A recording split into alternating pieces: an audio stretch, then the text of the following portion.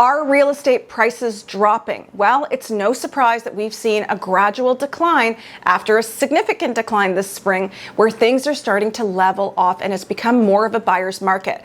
Typical for this time of year. I think many people forget, and everybody's blaming the pandemic or they're blaming inflation. There's all sorts of stuff that we're blaming, but the reality is at this time of year, every year, it's an opportune time for buyers to buy. It's not an amazing seller's market, but who does it make sense for to sell? You got to watch another one of our videos. We just shot that talks about whether you should sell or buy right now.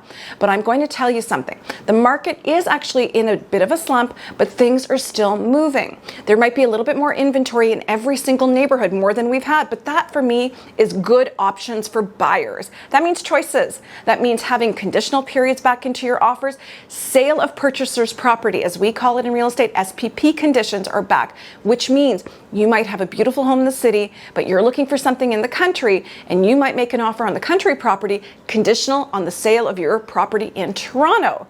That's a thing again. That's been a thing for a little while now. So if that is what you're thinking about doing, you want to get really good advice on what your home is ready, and you also want to make sure that your home is ready and fit to go to market. The question is, what's going to happen with prices in the month of November and December? Well, naturally, we're going to see inventory that hasn't sold stagnate over the month of December. That's going to happen. People are going to get into holiday mode and focus on their families, or just they're going to feel a little sense of burnout from work and they're going to want to downshift. Do I think we're going to have an acceleration in the market this year in December like we had last year or the year prior? My guess is not, just based on overall market sentiment. There's some families that are having a really hard time, and while there are really beautiful homes still selling in every price range, under $1 million, over $2 million, over $4 million, over $5 million. Yes, I have seen homes very recently sell $5, $6, $7 million in the city of Toronto, and those are in the core. Those are in central Toronto neighborhoods, most of which are North Toronto, and some in the 905 regions. So what's going to happen with those homes? Are they going to drop in value? Well, here's what I'm going to tell you. If you find a seller who has to make a move to get out of the market, and they're on the market right now, you might see some real sharp declines in some types of product.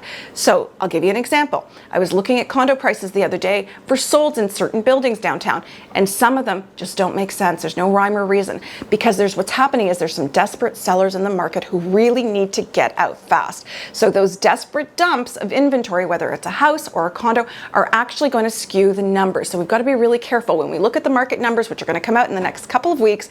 We have to be careful not to lump our home in with what's going on with the larger numbers. We have to look at each neighborhood specifically and ask ourselves,